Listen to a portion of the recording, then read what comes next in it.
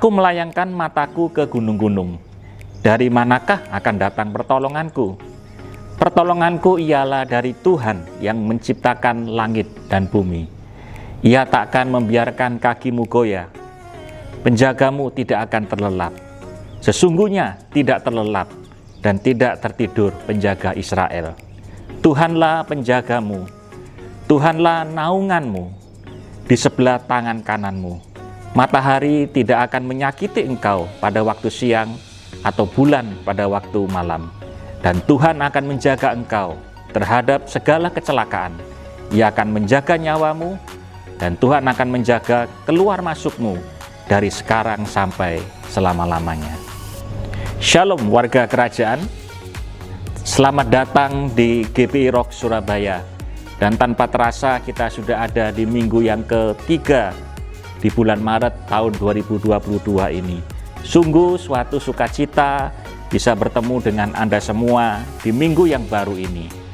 Saya berharap Anda semua dalam keadaan yang baik dan sehat, dalam pemeliharaan Tuhan, perlindungan Tuhan, penyertaan Tuhan, dan tetap menjaga protokol kesehatan dan tetap antusias di dalam beribadah. Bagi Anda yang baru pertama kali beribadah bersama dengan kami ucapkan welcome to Rock Family. Ibadah hari ini akan disertai dengan perjamuan kudus, oleh karena itu Bapak, Ibu, dan Saudara sekalian dapat mempersiapkan roti dan anggur untuk perjamuan kudus agar dapat mengikuti dengan baik. Dan firman Tuhan hari ini akan dilayani oleh Pastor Joshua Gunawan Handoyo. Beliau adalah Gembala GPI Rock Mataram.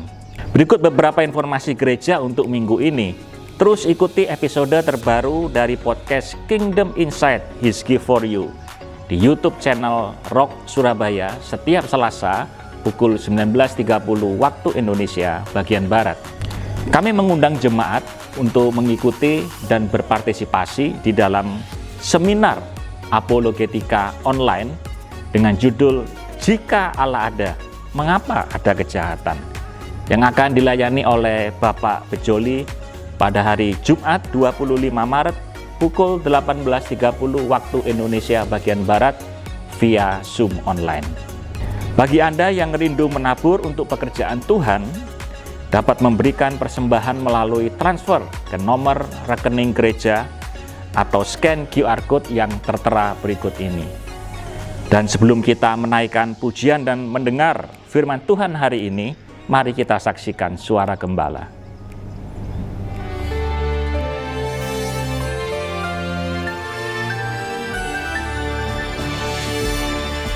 Shalom semua warga kerajaan, kiranya kita lebih mengerti tentang Sang Raja dan kerajaannya. Maka karena itu kita melihat a love story daripada raja yang disebut dalam Alkitab di bumi ini. Contohnya adalah King David. Dalam Injil Matius, semua ada disebut raja, termasuk Salomo yang dikatakan paling kaya yang belum pernah ada dan tidak akan pernah ada lagi. Tetapi David disebut the king. Tetapi tentu saja karena menurunkan the King of Kings, Tuhan Yesus Kristus. Suatu kejadian di dalam kehidupan pada David, yaitu ketika dia membawa kembali tabut Allah yang selama 40 tahun dibiarkan di zaman Raja Saul. Dibiarkan saja. Dan David berkata, aku tinggal di dalam rumah yang dipapani dengan baik. Ya, bukan wallpaper ya, tapi dipapani dengan baik. Tetapi kemah Tuhan ada di mana? Dia membawa kembali tabut perjanjian itu. Dan ketika dia pulang, tanda orang yang berkenan pada Tuhan hidupnya keluar berkat. Ayat 20 berkata David bless, ya, memberikan berkat, barak kepada seisi rumahnya. Tapi apa yang terjadi? Michal binti Saul. Menarik sekali tidak disebutkan Michal istri David, tapi Michal binti Saul. Kita tahu bagaimana ketika David mengalahkan Goliat, ada satu janji yang tidak dipenuhi oleh Raja Saul, yaitu menyerahkan putri pertama Merab, yaitu untuk menjadi istri pada David. Sebaliknya dia serahkan pada orang lain. Ya, dia wan prestasi saudara. Tetapi Michal, putri yang kedua yang paling kecil, ya, putri daripada Raja Saul, mencintai David. Dan kita tahu Michal jadi istri pertama daripada David. Tapi kemudian pada suatu timbul iri hati dan dengki pada Saul, dan David melarikan diri menjadi public enemy, wanted number one di kerajaan daripada Saul. Dan Michal juga diserahkan pada orang lain tuh, namanya Paltiel, seorang mungkin seorang pengusaha begitu. Tetapi ketika David menjadi raja di Hebron, ya, di Hebron pada saat itu dia menuntut kepada Isboset, putra daripada Saul, untuk memberikan kembali Michal. So tahu ini dilarang firman Tuhan ya. Kalau orang sudah menikah dengan orang lain lalu kembali perjanjian lama ya, dia tidak boleh kembali menjadi istri pada David. Karena kita mengatakan Michal binti Saul. Dan memang dia lebih mirip Saul, tidak mirip dengan David. Kalau orang menikah mestinya kan jadi lebih mirip. Ini pernikahan politik saudara. Dan kemudian dia merendahkan David. Raja Israel menelanjangi diri. Karena David menari-nari di hadapan Tuhan. So tahu di dalam kerajaan zaman dulu ada pelawak yang disebut jester. Yang membuat raja itu tersenyum sukacita. Dia membuat gerakan lucu-lucu. Itu yang dilakukan oleh David. Dia tidak menari secara koreografi. Dia memandang ke atas dan ingin membuat Tuhan senang. Dan apa yang terjadi? Michal tidak memiliki anak sampai akhir hidupnya. Dia bukan mandul saudara. Tetapi tidak lagi ada hubungan yang intim dengan David. Sampai akhir hidupnya. Ini kita lihat contoh bagaimana tidak menyenangkan sang raja. Penghinaan yang keluar. Ada seorang suami tanya, Tuhan, dulu istriku kayak malaikat, sekarang kayak setan. Tuhan bilang, aku menciptakan dia jadi malaikat. Kamu yang buat dia jadi setan. Itu satu ungkapan gitu aja. Dalam Tuhan tidak akan terjadi seperti itu. Tetapi kalau engkau tidak menyenangkan sang raja, bukan berkat yang datang. David memberkati seisi rumahnya. Saya percaya saya penjaga pintu diberkati. Tetapi Michal menolak dengan menghina. Jangan menghina sang raja. Dan engkau tidak akan mendapatkan berkat daripada dia. God bless you, warga kerajaan. A sad love story. Amen. Demikian suara gembala minggu ini. Kiranya bisa menjadi berkat bagi kita semuanya. Dan saya percaya dengan suara gembala ini kita dituntun untuk menjadi serupa dengan Kristus. Mari kita berdoa. Tuhan, kami bersyukur buat minggu yang baru ini. Kami percaya penyertaan Tuhan, perlindungan Tuhan, pemeliharaan Tuhan sempurna di dalam hidup kami. Oleh karena itu, di minggu yang baru ini, kami rindu mempersembahkan hidup kami sebagai persembahan yang hidup. Melalui pujian dan penyembahan yang kami naikkan kepadamu. Dan melalui pendengaran kami akan firman Tuhan. Untuk kami lakukan, kami kerjakan. Sehingga kami percaya hidup kami boleh menyenangkan hati Tuhan. Biarlah ibadah ini bukan menjadi sebuah rutinitas. Tetapi kami percaya Roh Kudus Engkau ada di tengah-tengah kami. Di tempat di mana kami beribadah pada saat ini. Engkau ada, Engkau menjamah, Engkau mengubah. Dan Engkau memberkati setiap kami. Kami menyerahkan ibadah kami sepenuhnya pada pagi hari ini. Hanya di dalam nama Tuhan Yesus Kristus kami berdoa. Haleluya. Amin. Selamat beribadah. Haleluya, haleluya. Puji nama Tuhan. Mari sambut Yesusmu dengan ucapan syukur. Amin Tuhan. Kami bawa syukur kami menghampirimu Tuhan.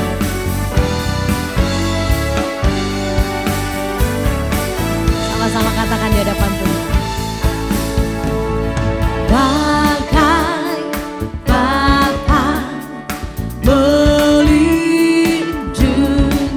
anaknya di dalam bahaya, begitulah Engkau Tuhan bagiku.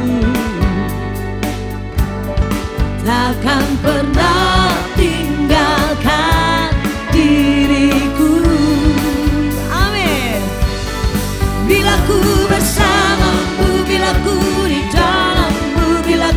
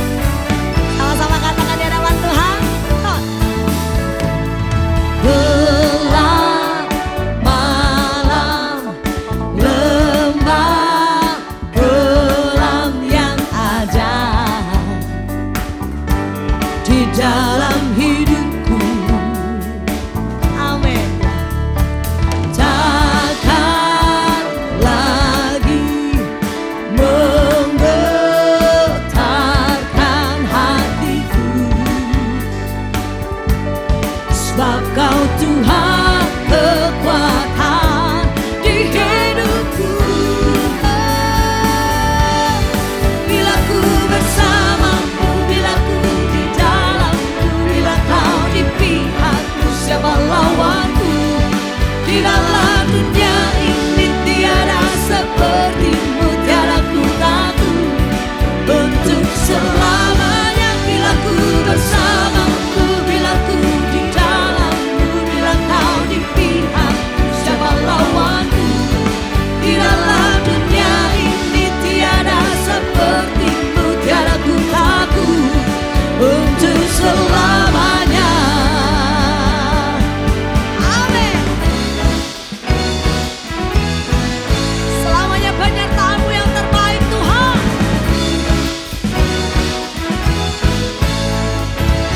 Yes, amin. Bila ku bersamamu, bila ku di dalammu, bila Kau di pihakku, siapa lawanku? Di dalam dunia ini tiada sepertimu, tiada ku takut untuk selamanya. Bila ku bersamamu, oh di dalammu, di pihakku, siapa lawanku? Di dalam dunia ini tiada sepertimu, tiada ku takut untuk selamanya. Bila ku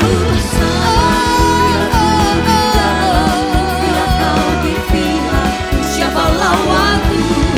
Di dalam dunia ini tiada sepertimu, tiada ku takut untuk selamanya.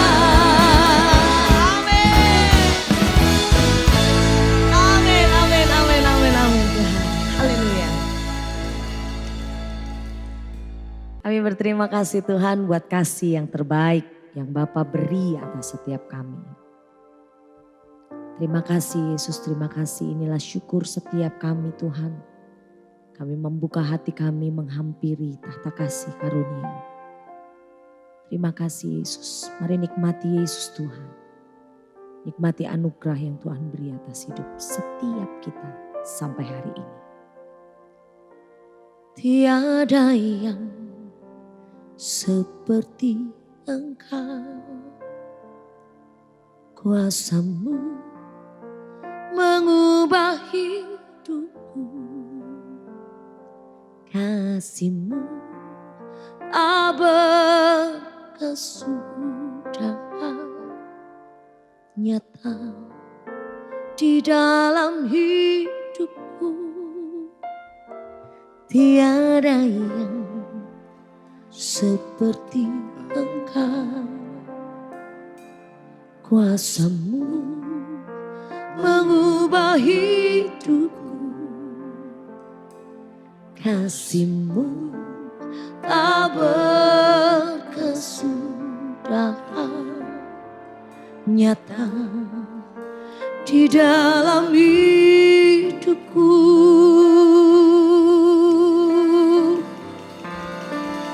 Takkan habis kasih-Mu bagiku, mengalir di sepanjang hidupku, tak berubah setiamu padaku. Selamanya Kau ku sematakan, takkan habis kasih-Mu begitu, mengalir di sepanjang hidupku, tak berubah setiamu padaku. Selamanya Kau ku sembah. Amin Tuhan, amin. Tiada yang seperti Engkau, kuasa-Mu mengubah hidupku. Amin. Kasih-Mu tak berkesudahan, kemudahan nyata di dalam hidupku. Tiada yang seperti Engkau, kuasa-Mu mengubah hidupku, kasih-Mu tak berkesudahan nyata di dalam hidupku. Takkan habis kasih-Mu bagiku, mengalir di sepanjang hidupku. Tak berubah setiap-Mu padaku, selamanya Kau ku sembah. Takkan habis kasih-Mu bagiku, amin, mengalir di sepanjang hidupku. Tak berubah setiap-Mu padaku, selamanya Kau ku sembah. Katakan dengan sungguh, takkan habis kasih-Mu bagiku, mengalir di sepanjang hidupku. Tak berubah setiap-Mu padaku, amin, selamanya Kau ku sembah. Takkan habis kasih-Mu bagiku, mengalir di sepanjang hidupku. Tak berubah setiap-Mu padaku, selamanya Kau ku sembah.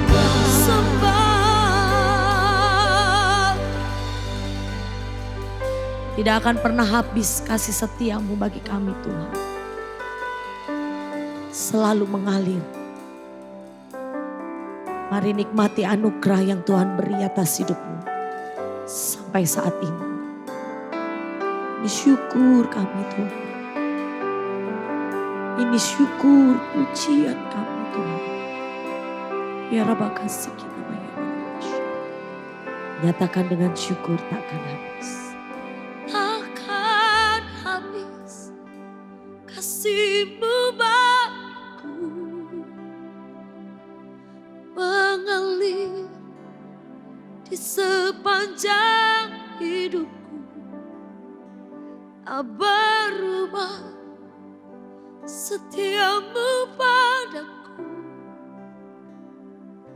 selamanya Kau ku sembah. Takkan habis kasih-Mu bagiku, mengalir di sepanjang hidupku.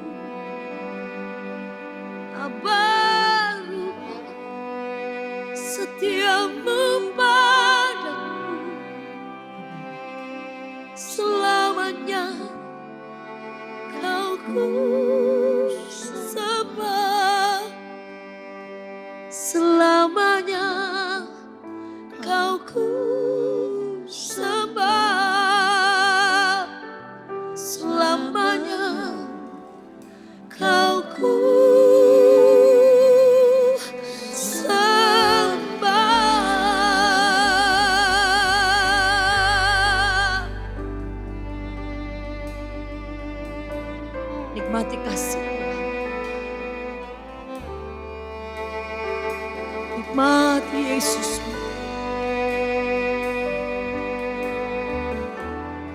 Ya Rabba kasih kita bayar. Kau belai kami bakaya ralabaya ralabas.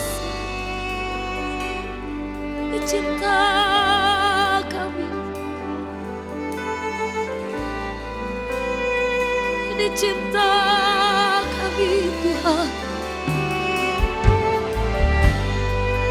Glory bagimu. Menyenangkan hatimu Tuhan. Biarlah menjadi bagian setiap kami Tuhan. Ya Rabakaya ralabaya ralabaya ralabas. Semua karena Kau Yesus. Semua karena kasih-Mu Tuhan. Teramat baik Kau Bapa.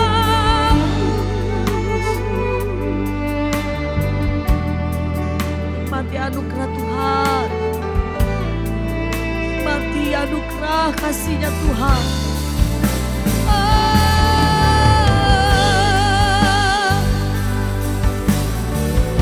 Ya Tuhan.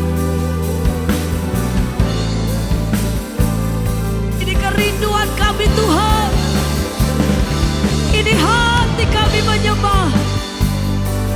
Dalam manis Kau dengar pujian. Sembah kami. Yesus. Ya Roh-Mu bekerja bagi setiap pribadi. Kembali kepada hati-Mu Tuhan. Kasih yang mula-mula itu ada bagi setiap kami Tuhan.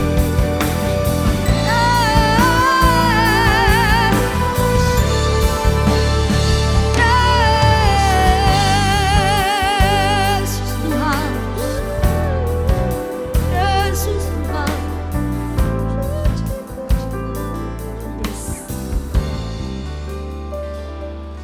Kasih-Mu lebih dari mentari yang tak pernah berhenti, memancarkan sinarnya. Cinta-Mu lebih dari samudra, tenggelamku di dalam kesetiaan-Mu Tuhan. Kasih-Mu lebih dari mentari yang tak pernah berhenti, memancarkan sinarnya. Cinta-Mu, amin, lebih dari samudra, tenggelamku di dalam kesetiaan-Mu Tuhan. Terima kasih atas cinta-Mu. Ungkapkan cinta-Mu di hadapan Tuhan Bapak Ibu dengan sungguh katakan. Kasih-Mu lebih dari mentari yang tak pernah berhenti, memancarkan sinarnya. Cinta-Mu lebih dari samudra, tenggelamku di dalam, amin, kesetiaan. Tangan kasih-Mu Tuhan. Kasih-Mu lebih dari mentari yang tak pernah berhenti, memancarkan sinarnya. Cinta-Mu lebih dari samudra, tenggelamku di dalam kesetiaan-Mu Tuhan. Terima kasih atas cinta-Mu. Ungkapkan syukur-Mu di hadapan Tuhan. Terima kasih Bapa. Terima kasih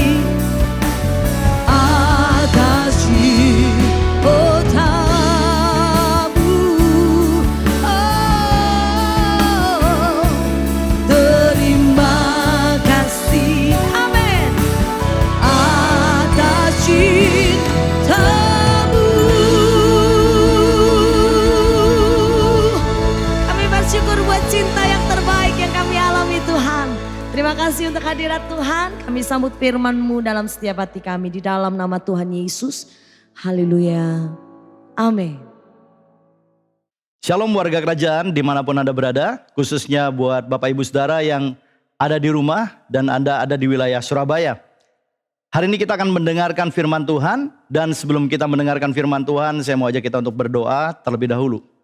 Bapa di surga, kami mengucap syukur buat hari ini. Terima kasih, kami siap dilawat oleh Tuhan. Kami siap mengalami Engkau secara pribadi dalam kehidupan kami. Dan berbicaralah atas setiap kami, karena hati kami terbuka. Dan kami lapar serta haus akan firman-Mu. Dan kami percaya bahwa kuasa daripada firman-Mu ini dapat merubah seluruh kehidupan kami. Dapat memberikan kepada kami hikmat dan pengertian. Sehingga kami boleh hidup semakin menyenangkan Tuhan. Sekali lagi berbicaralah. Karena kami siap untuk mendengarkan di dalam nama Tuhan Yesus Kristus. Haleluya. Amin. Bapak Ibu Saudara, tema di bulan Maret ini adalah Loving the King. Mengasihi Sang Raja. Bulan lalu kita belajar tentang surrender to the King. Berserah atau menyerah kepada Sang Raja. Ada sebuah pertanyaan penting yang beberapa orang tanyakan kepada saya. Pak, apakah bedanya menyerah dan berserah?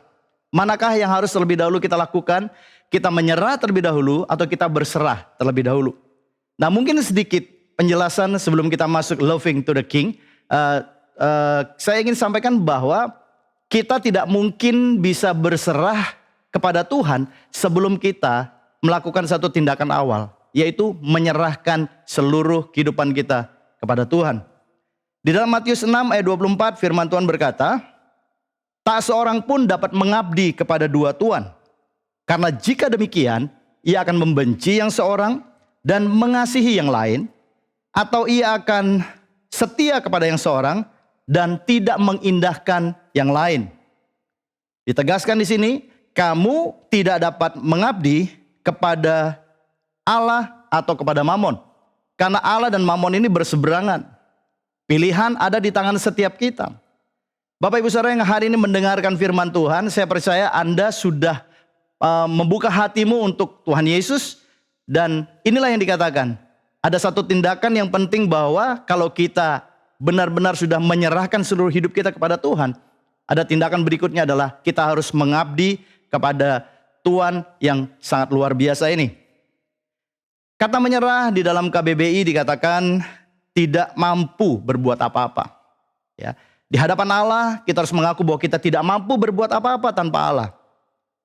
Arti yang lain adalah memberikan dirinya kepada yang berwenang. Siapakah yang berwenang? Tuhan kita adalah Tuhan penguasa langit dan bumi. Dia punya segala sesuatu bahkan hidup setiap kita. Oleh sebab itu kita harus menyerahkan seluruh kehidupan kita kepada Dia. Arti yang berikutnya adalah mengaku kalah, tunduk dan takluk. Dan kita tidak akan melawan lagi.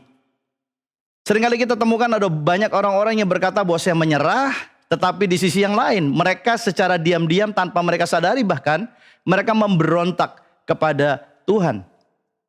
Yang berikutnya dikatakan siap mengabdi dan berkorban. Inilah arti dari kata menyerah. Jadi kita harus menyerah terlebih dahulu kepada Tuhan. Kita harus menyerahkan dulu seluruh keberadaan hidup kita kepada Tuhan. Barulah kemudian pada waktu kita menghadapi tantangan atau dalam kehidupan baik maupun buruk, kita datang untuk berserah kepada Tuhan. Biar kehendak Tuhan yang jadi dalam kehidupan setiap kita. Ada alasan untuk kita menyerah. Yang pertama adalah karena kita takut dibinasakan atau kita takut menghadapi kematian. Di dalam sebuah peperangan pihak yang kalah biasanya mereka menyerah. Kalau mereka tidak mau menyerah, mereka akan dibantai, bahkan mereka akan dibunuh. Nah, itu salah satu alasan kenapa seseorang menyerah. Orang Kristen juga kadang-kadang berkata begini, saya menyerah kepada Tuhan. Kenapa? Karena mereka takut mereka nggak masuk surga. Ini sebuah alasan yang kurang reasonable. Ya. Alasan yang berikut kenapa kita menyerah adalah karena kita sadar dan percaya bahwa Tuhan kita yang baru jauh lebih baik daripada Tuhan kita yang sebelumnya. Dalam hal ini apa yang dikatakan oleh Matius 6:24 tadi, kita dulu hidup di bawah perhambaan daripada dosa. Kita hidup di bawah kuasa daripada Mamon dan iblis sendiri. Setelah kita dipanggil keluar dari kegelapan, Dikatakan kamulah bangsa yang terpilih, imamat yang rajani, bangsa yang kudus, umat kepunyaan Allah sendiri yang telah memanggil kamu keluar dari kegelapan. Jadi kita sekarang punya Tuhan yang baru. Bagaimana kita bisa menyerah dan benar-benar tunduk kepada Allah? Kita harus bangun satu kesadaran bahwa Tuhan kita yang baru, yang bernama Yesus Kristus, adalah pribadi yang sangat mengasihi kita. Ini yang akan membangun satu kesadaran dalam diri kita bahwa melayani Tuhan itu adalah sesuatu hal yang sangat menyenangkan. Dan kita berserah dan menyerah kepada Tuhan tidak dengan terpaksa, tetapi benar-benar dengan penuh sukacita. Karena kita tahu bahwa Tuhan kita adalah Tuhan yang sungguh amat sangat baik buat setiap kita. Berserah menurut KBBI, ya. Berserah ini artinya satu tindakan aktif, mempercayakan diri dan nasib kepada Tuhan atau kepada hal yang lain, atau orang katakan tawakal kepada Tuhan atau kepada yang lain, dan pasrah. Tidak ada usaha untuk melawan. Benar-benar dia mempercayakan seluruh kehidupannya kepada Tuhan maupun kepada situasi yang dia hadapi. Nah, Bapak Ibu saudara yang terkasih dalam Tuhan, di dalam Mazmur 37 ayat yang kelima dikatakan, serahkanlah hidupmu kepada Tuhan dan percayalah kepadanya, dan Tuhan akan bertindak dalam kehidupan kita. Hari-hari ini ada banyak orang ada dalam tekanan yang begitu luar biasa. Dalam seluruh aspek kehidupan kita. Ketakutan karena pandemi yang sudah berlangsung hampir 2 tahun. Bagaimana pandemi ini bisa menimbulkan dampak yang luar biasa kepada ekonomi, kepada keluarga, dan terus kepada banyak hal yang lain. Nah, hal-hal ini yang menyebabkan orang berdoa kepada Tuhan. Supaya apa? Tuhan turun tangan. Tuhan tolong saya, lepaskan saya. Tetapi sekali lagi, prinsip firman Tuhan harus kita mengerti dan harus kita ikuti. Yang pertama dikatakan, serahkanlah hidupmu kepada Tuhan. Itu langkah yang harus kita ambil hari ini. Yang kedua adalah percaya kepada Tuhan. Percaya kepada Tuhan, barulah Tuhan akan bertindak dalam kehidupan kita. Nah, kapan kita harus menyerah dan berserah sepenuhnya kepada Tuhan? Itu dimulai pada waktu kita melalui Roh Kudus disadarkan tentang Yesus sebagai Tuhan. Kita menerima Dia sebagai Tuhan, sebagai Raja, sebagai Juru Selamat dalam kehidupan setiap kita. Ada sebuah lagu yang berkata demikian. Ku tak akan menyerah pada apapun juga sebelum ku coba semua yang ku bisa. Nah, waktu saya renungkan arti kata dari lagu ini, kita perlu pikirkan dengan baik, ya. Bapak Ibu saudara terkasih dalam Tuhan, seringkali kita itu mencoba dengan kekuatan kita sendiri. Apa yang Allah mau bagi setiap kita? Jangan pernah coba-coba dengan menggunakan hikmat, kekuatan, dan kemampuan kita sendiri. Serahkanlah hidup kita sepenuhnya kepada Tuhan. Serahkan seluruh keinginan kita, kehendak kita kepada Tuhan. Percayalah kepada Dia. Lakukanlah apa yang Tuhan perintahkan. Maka percayalah, maka Tuhan akan campur tangan dalam seluruh aspek hidup kita. Yang tidak mungkin bisa menjadi mungkin. Sakit menjadi sembuh. Orang-orang yang hancur kehidupannya bisa dipulihkan oleh Tuhan. Nah, hal ini yang saya katakan perlu kita pahami untuk kita benar-benar menyerah dan berserah kepada Tuhan saja. Ada juga pertanyaan begini, apa bedanya antara berserah dengan pasrah? Berserah ini dikatakan kalimat aktif, ya. Kita datang dan kita membawa seluruh keberadaan hidup kita, kita serahkan kepada pribadi yang kita percaya dapat menolong kita, dapat memulihkan kita. Sedangkan pasrah ini artinya dia diam di tempat, dia tidak melakukan apa-apa, bersandar kepada pengertiannya sendiri, dan kemudian dia mengibarkan bendera putih begitu saja. Dan saya katakan kehidupan seperti inilah yang iblis inginkan dalam kehidupan orang percaya. Bukan supaya kita berserah kepada Tuhan, tetapi supaya kita pasrah dan kita izinkan keadaan itu menguasai kehidupan kita dan menghancurkan iman kita. Nah, sekarang kita melihat hal apakah atau dasar apakah yang harus ada dalam kehidupan kita supaya kita bisa tunduk, supaya kita bisa menyerah, supaya kita benar-benar bisa berserah kepada Tuhan. Jawabannya cuma satu, kasih. Mari kita buka di dalam Efesus 6 ayat yang ke-24. Kasih karunia menyertai semua orang yang mengasihi Tuhan kita Yesus Kristus dengan kasih yang tidak binasa. Bukan kasih eros, bukan kasih phileo, tapi dengan kasih agape, kasih yang tidak binasa, kasih yang berasal dari Allah, yang Tuhan taruh dalam kehidupan kita, atau kasih tanpa syarat. Bagaimana kasih karunia kekuatan Tuhan bisa bekerja dalam kehidupan setiap kita? Percayalah Bapak Ibu Saudara, pencobaan yang kita alami tidak pernah melampaui kekuatan kita. Amin. Oleh sebab itu kita mesti menangkap dengan baik. Ada satu hal yang Tuhan berikan menjadi senjata buat setiap kita, yaitu God's favor, God's grace. Nah, ini yang dikatakan sebagai kasih karunia Allah yang menyertai semua orang yang mengasihi Tuhan Yesus Kristus. Loving the King, mengasihi Sang Raja yang adalah kasih itu sendiri. Bapak Ibu Saudara yang terkasih dalam Tuhan, kita melihat sebuah contoh teladan yang sempurna dari Tuhan Yesus. Tuhan Yesus sendiri menunjukkan bahwa dia tunduk dan taat sepenuhnya kepada Sang Bapa. No reason at all. Bukan kehendakku yang jadi, tapi kehendakmu Bapa yang jadi dalam kehidupanku.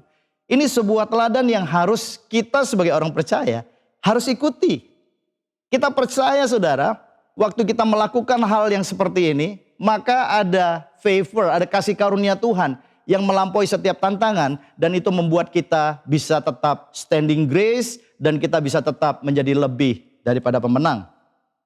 Ada sebuah peperangan rohani yang harus kita mengerti dalam kehidupan kita, ya. Ini bicara tentang keinginan kita. Kita mesti kontrol keinginan kita, kehendak kita. Antara keinginan manusia dengan keinginan Tuhan itu berbeda. Antara kehendak Allah dengan kehendak manusia itu berbeda. Demikian pula dengan setiap kita. Oleh sebab itu bagaimana kita bisa datang dan kita menyerahkan semua. Bukan hanya menyerahkan diri kita saja, tapi seluruh keberadaan hidup kita. Termasuk masa depan kita, termasuk semua yang ada di hati kita. Bahwa semua yang Allah inginkan, dia berhak mendapatkannya dari kehidupan setiap kita. Nah, ada seorang anak, ya, anak ini jenius. Dia sangat smart dan dia punya dream, dia punya mimpi untuk bisa menjadi seorang panglima angkatan darat di Amerika. Dia koleksi foto-foto jenderal-jenderal di Amerika dan setiap hari dia lihat di kamarnya dan dia bilang begini, satu kali aku akan menjadi seorang jenderal yang sangat hebat, yang sangat luar biasa. Dan dia sekolah dengan rajin, dia mendapatkan nilai selalu yang terbaik di sekolahnya sampai satu kali. Waktu ujian masuk angkatan darat. Dia ikut tes itu. Seluruh nilai tesnya dia perfect, luar biasa. Tapi kemudian waktu tes kesehatan, dia gagal. Kenapa dia gagal? Karena ternyata telapak kakinya itu rata, flat. Dan itu menyebabkan dia ditolak. Dia coba ulang lagi dan dia ditolak lagi kali yang kedua. Dan dia merasa begitu kecewa, dia merasa hidupnya hancur, dia merasa dia tidak berguna, dan akhirnya dia marah kepada Tuhan. Ya, sebelumnya anak ini adalah anak yang sangat rajin, dia suka melayani Tuhan, dia adalah seorang worship leader yang sangat baik. Tapi begitu apa yang dia inginkan, apa yang dia kejar menjadi mimpinya dia ini hancur karena tidak dapat dia capai, dia kemudian mulai pelan-pelan meninggalkan Tuhan. Karena dia smart, akhirnya dia diterima di sekolah kedokteran yang sangat terkenal dan dia lulus dengan cum laude, dan kemudian akhirnya dia menjadi seorang dokter spesialis bedah yang sangat terkenal. Tuhan pakai hidup dia untuk menolong banyak sekali orang. Orang-orang yang harusnya sudah mati akhirnya mendapatkan kesempatan hidup sekian tahun sehingga melalui tangan dingin daripada dokter ini, operasi bedah dan sebagainya. Dan tanpa dia sadari bahwa Tuhan campur tangan dalam kehidupannya. Sampai satu kali waktu dia sudah mulai, usianya sudah mulai tua, dia masih tetap ingat kepahitan yang ada di hati dia. Kenapa? Karena apa yang dia inginkan, dia ingin menjadi jenderal, tidak tercapai. Sampai satu kali waktu dia mendengar khotbah di televisi yang berkata, serahkanlah kehidupanmu kepada Tuhan. Percayalah kepadanya dan dia akan bertindak. Apa yang kemudian tiba-tiba muncul dalam hatinya dia adalah, dia kemudian berdoa kepada Tuhan.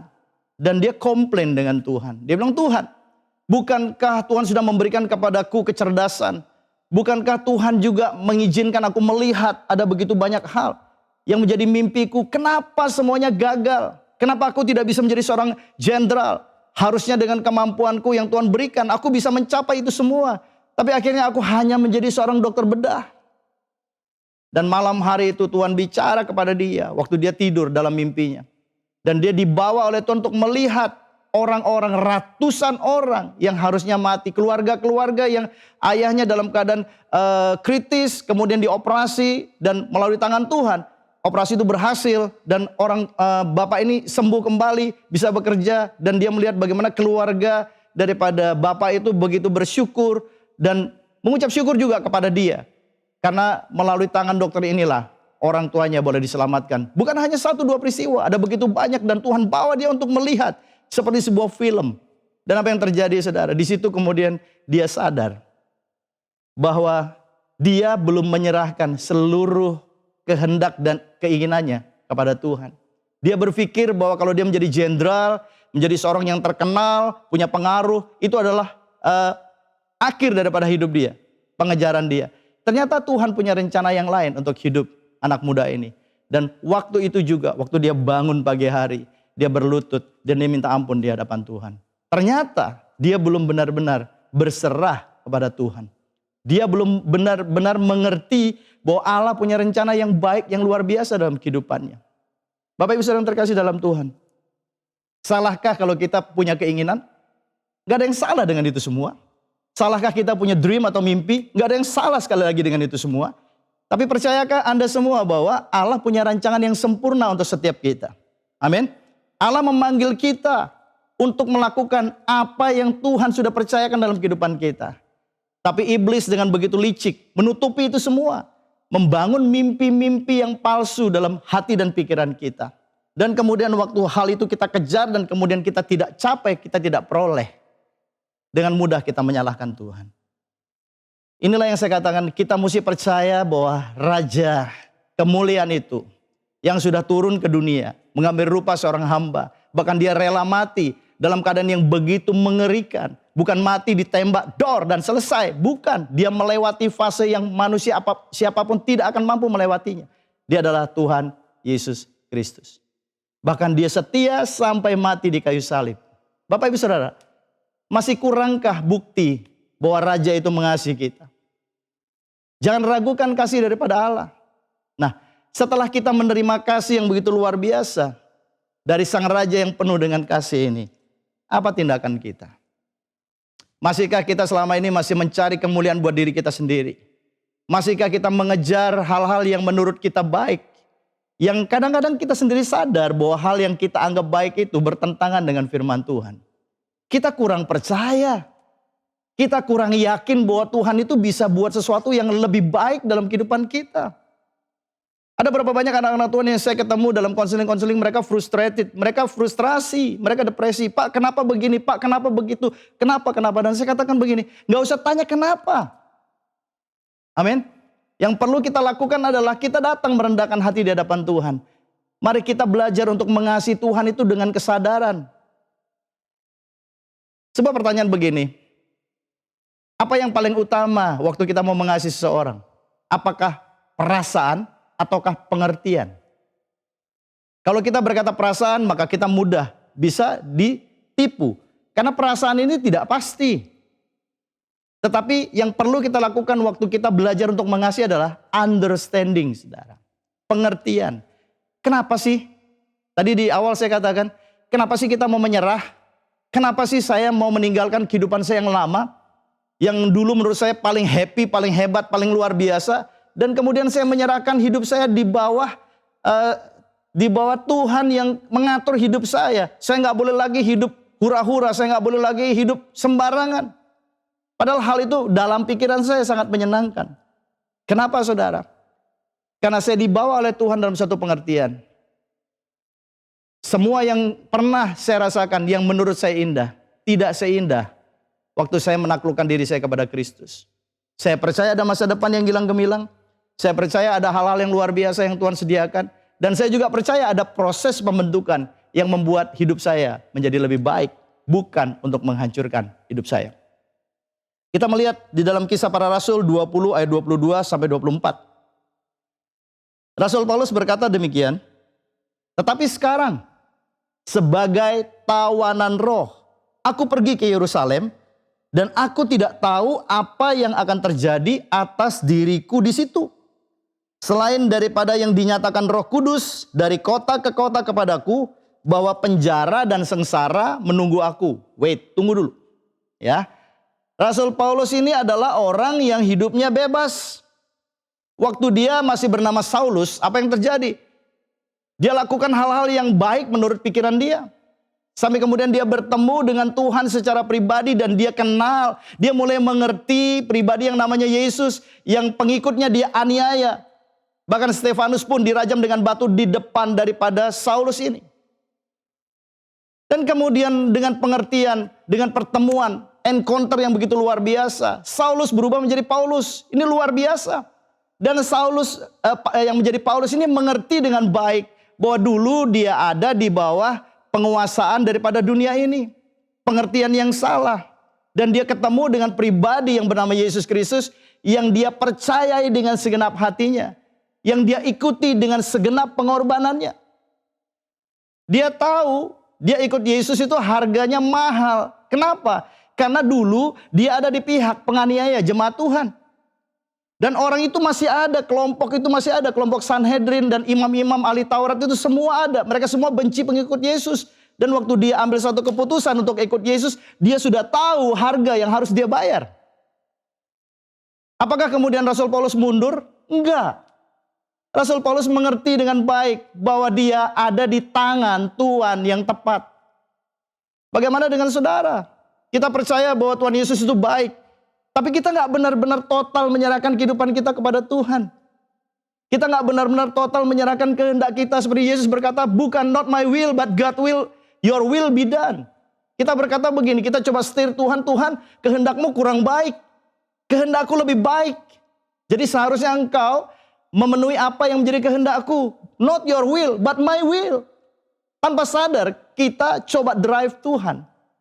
Tapi kita lihat Rasul Paulus, dia merendahkan hatinya, dia sadar apa yang dia lakukan. Dan dia tahu dengan siapa dia berhadapan. Dan dia menjadikan Yesus itu sebagai Tuhan, sebagai kurios dalam kehidupannya.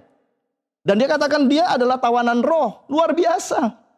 Dia hidup bebas, dia pergi kemana-mana. Tapi dia menawan hati dan seluruh pikirannya. Dia taklukkan kepada Kristus. Dalam Roma 12 ayat 3 di sana dikatakan. Dia tawan semua pikiran-pikiran dari dunia ini supaya tidak berkeliaran. Dan dia menyerahkan kehidupannya untuk hanya melakukan apa yang Tuhan perintahkan. Ini keren, ini luar biasa.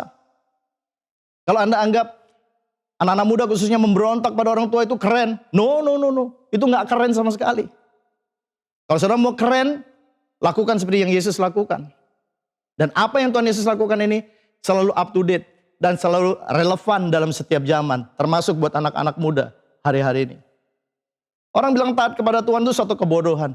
Buat saya taat kepada Tuhan adalah satu anugerah dan kemurahan. Amin. Mari kita rubah mindset kita. Nah di sana dikatakan Rasul Paulus nggak tahu. Dia disuruh dibawa ke Yerusalem. Yesus juga pernah mengalami itu. Berjalan ke Yerusalem untuk apa? Untuk seperti domba keluh dibawa ke pembantaian. Dia akan dihianati di situ. Dia akan mengalami semua proses. Dan Paulus dibawa juga keadaan seperti itu. Roh Kudus bicara dari kota ke kota sampai kemudian dibawa ke Yerusalem. Bahkan dia katakan, penjara dan sengsara menunggu aku. Kalau kita normal saudara, kita tahu di depan kita ada penjara nunggu kita akan menghindar. Kalau kita tahu ada suatu sengsara yang akan kita hadapi di depan kita, adalah sebuah kebodohan kalau kita terus menyodorkan kepala kita di situ dan kemudian kepala kita dipotong. Tapi Rasul Paulus dia mengerti bahwa hidupnya bukan milik dia lagi. Waktu dia menyerahkan seluruh kehidupannya, dia berserah kepada Allah. Dan dia berjalan dengan ketulusan hatinya, dengan kesungguhannya. Saudara lihat, buat dia mati adalah Kristus. Hidup adalah Kristus dan mati adalah sebuah keuntungan. Luar biasa. Ayat yang 24. Tetapi aku tidak menghiraukan nyawaku sedikit pun. Asal saja aku dapat mencapai garis akhir dan menyelesaikan pelayanan yang ditugaskan oleh Tuhan Yesus kepadaku untuk memberi kesaksian tentang Injil kasih karunia Allah. Luar biasa. Luar biasa. Jadi apa yang harus kita lakukan dalam kehidupan ini Bapak Ibu Saudara? Very simple. Sangat sederhana. Kita loving the king. Kita mengasihi raja itu dengan pengertian yang benar. Bahwa raja yang bernama Yesus Kristus Tuhan, dia adalah King of all kings. Raja di atas segala raja. Dia layak menerima penghormatan dari seluruh kehidupan kita. Dia layak menerima persembahan, bukan hanya perkataan pujian kita, tapi ketaatan kita, komitmen kita. Harga yang harus kita bayar belum sebanding dengan harga yang Tuhan Yesus bayar di kayu salib buat setiap kita. Di bulan Loving the King inilah saya ingin menggugah setiap kita. Mari kita bangun rasa cinta dan hormat kita kepada Tuhan. Kenapa orang-orang ini bisa bertahan di dalam penderitaan? Kenapa, saudara? Karena dia mengasihi Tuhan. Bagaimana saudara dan saya bisa kuat dan kita tidak menyimpang ke kanan dan ke kiri di tengah tantangan, di tengah masalah keluarga, di tengah badai seperti apapun, saudara. Karena kita percaya bahwa kasih Tuhan ada dalam kehidupan setiap kita. Dan kasih inilah yang sanggup memberikan kekuatan kepada kita untuk terus melangkah, untuk kita bisa dituntun oleh Roh Allah, untuk kita bisa melihat kemuliaan demi kemuliaan Tuhan nyatakan lewat setiap proses kehidupan yang kita alami.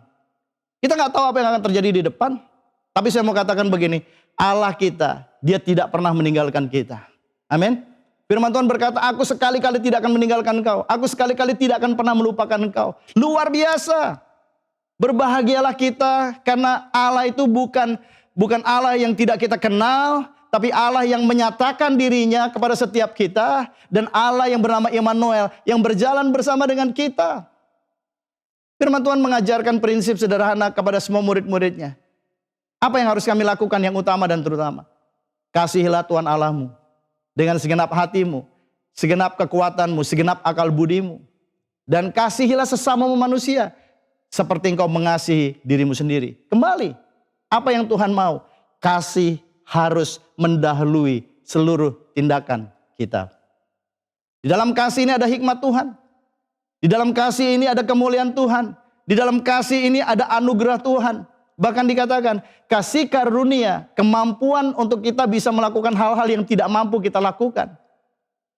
Di dalam tekanan seperti apapun, kita butuh kasih karunia. Semuanya itu lahir dari hati yang mengasihi Yesus Kristus Tuhan. Yang mengasihi kita dengan kasih yang tidak akan pernah binasa. Bapak Ibu Saudara, di dalam Pengkhotbah 7 ayat yang ke-8, firman Tuhan berkata, dari New Living Translation, dikatakan menyelesaikan itu lebih baik daripada memulai. Amin. Saya hanya ingin mengajak kita semua dan mendorong diri saya sendiri juga. Kita semua mungkin ada di dalam tugas panggilan pelayanan kita. Mari kita bukan hanya menabur di dalam roh, tapi kita menuai di dalam kebinasaan atau kesia-siaan. Mari kita tetap konsisten. Apa saja yang Tuhan perintahkan untuk kita lakukan, kita lakukan dengan segenap hati, segenap cinta kita kepada Tuhan. Ini penyembahanku Tuhan. Ini bukti bahwa aku menghormati Engkau. Ini bukti bahwa aku benar-benar mau sungguh-sungguh dengan Engkau. Dengan cara apa? Menyelesaikan semua tugas tanggung jawab yang Tuhan percayakan kepada kita. Amin. Bukankah Tuhan Yesus berkata, makananku ialah melakukan kehendak Bapa. Not enough, tidak cukup, tapi menyelesaikannya. Ada banyak orang bisa memulai dengan baik, tetapi mereka tidak bisa finishing well. Saya berdoa agar setiap kita benar-benar minta kasih Tuhan yang tanpa syarat itu ada dalam kehidupan setiap kita. Dan itulah yang menggerakkan kita di dalam hubungan kita dengan siapapun. Dengan suamimu, dengan istrimu, dengan anak-anakmu, dengan orang tuamu, dengan mertuamu, dengan menantumu, dengan semua orang. Bahkan atasanmu, bawahanmu, semua orang-orang yang ada di dalam komunitasmu. Mereka melakukan mungkin hal-hal yang tidak menyenangkan dalam kehidupanmu. Ya, mengecewakan engkau, tetap mengasihi. Kenapa saudara? Karena ada kasih Sang Raja dalam kehidupan setiap kita. Bagaimana kita bisa katakan loving the King? Tuhan itu gak kelihatan. Tapi kita katakan kita mau tunjukkan kasih kepada pribadi yang tidak kelihatan itu melalui kasih kita kepada orang-orang yang ada bersama dengan kita. Saya close ya. Bahwa kita harus benar-benar melakukan satu hal. Penyerahan total kepada Tuhan. Kita harus menaklukkan diri kita. Keinginan pribadi kita. Kehendak kita. Masa depan kita. Semuanya. Dan kita mengabdi kepada Raja itu. Raja kemuliaan. Dengan menjadi seorang hamba yang baik. Yang taat. dan setia. Saya berdoa agar satu kali nanti waktu Tuhan datang dan kemudian dia berkata, hai hambaku yang baik dan setia, masuklah dalam kebahagiaan Tuhanmu. Biarlah kiranya firman Tuhan yang saya sampaikan pada hari ini bisa memberikan kepada setiap kita satu hikmah dan pengertian. Banyak hal yang kita lakukan dalam kehidupan ini dengan motivasi yang salah. Tapi mari kita rubah itu semua. Kita lakukan semuanya tanpa terpaksa, tapi dengan penuh sukacita. Kenapa? Karena kita dikasih oleh Tuhan dan kita mengasihi Tuhan. Mari kita berdoa. Bapa di surga, terima kasih untuk waktu dan kesempatan di mana kami boleh merenungkan firman Tuhan. Biarlah kiranya kekuatan Tuhan itu terus menopang kehidupan setiap kami. Biarlah kasih daripada Tuhan, kasih yang kekal itu, kasih tanpa syarat itu memenuhi hati dan pikiran setiap kami hari ini. Dan memampukan kami untuk melakukan hal-hal yang benar, yang melakukan hal-hal yang baik sesuai dengan apa yang Kau mau. Pakai hidup kami Tuhan, pakai seluruh keberadaan kami untuk menjadi alat yang mulia di tangan Tuhan. Dimanapun jemaat-Mu berada, dimanapun hamba-hamba-Mu berada, semua menjadi cermin kemuliaan bagi Kristus. Dunia akan melihat perbuatan yang baik melalui kehidupan setiap kami. Dan mereka mempermuliakan Engkau. Terima kasih Tuhan, ubah kami, baharui kami, segarkan roh kami, sehingga kami tetap layak di hadapan Tuhan. Kami mau melakukan semuanya dengan penuh sukacita. Di dalam nama Tuhan Yesus. Haleluya. Amin. Tuhan Yesus memberkati kita semua.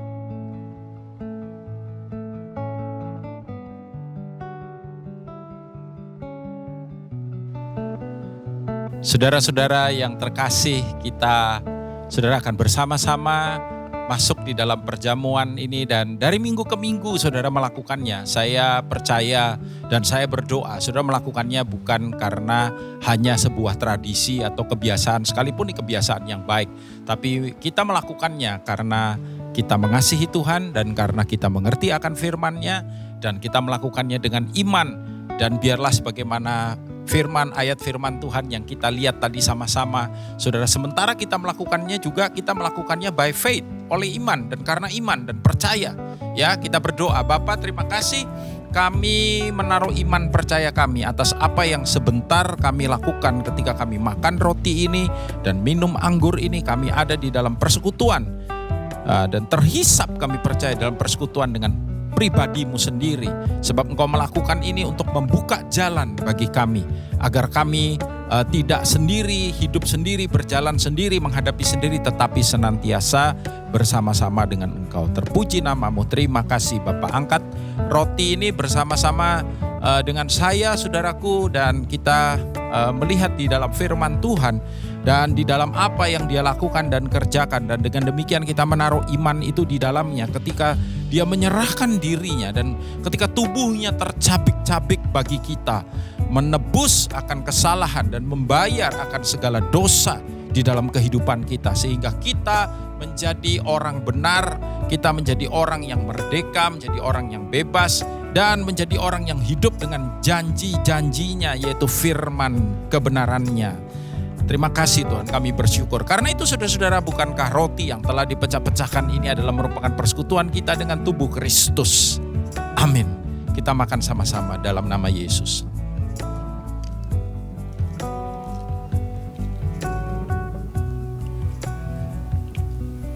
Thank you Lord. Terima kasih Tuhan. Angkat cawan ini bersama-sama. Tuhan Yesus berkata, inilah cawan perjanjian baru yang dimeteraikan oleh darahku. Darah penebusan yang melepaskan kita dari kutuk dan membawa kita hidup di dalam berkat yang daripada Dia. Karena itu saudara-saudara, bukankah cawan pengucapan syukur yang di atasnya kita ucapkan syukur. Ini adalah persekutuan kita dengan darah Yesus. Amin. Minum sama-sama dalam nama Yesus.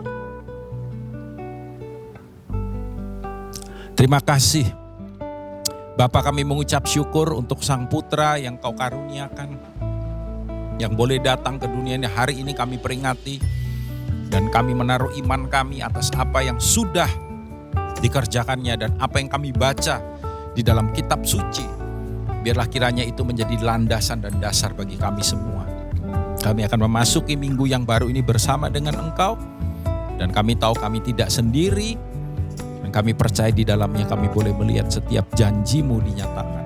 Angkat kedua tangan saudara, terimalah berkat saudaraku.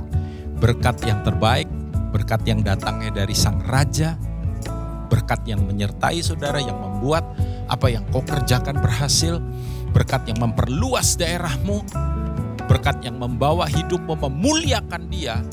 Di dalam dan lewat hidupmu namanya senantiasa dipermuliakan. Di dalam keluargamu, di dalam komunitasmu. Dan biar kiranya terimalah berkat ini dengan iman di dalam nama Tuhan Yesus. Semua yang percaya katakan sama-sama. Amin, amin, amin. Tuhan memberkati saudara. Selamat hari Minggu, haleluya.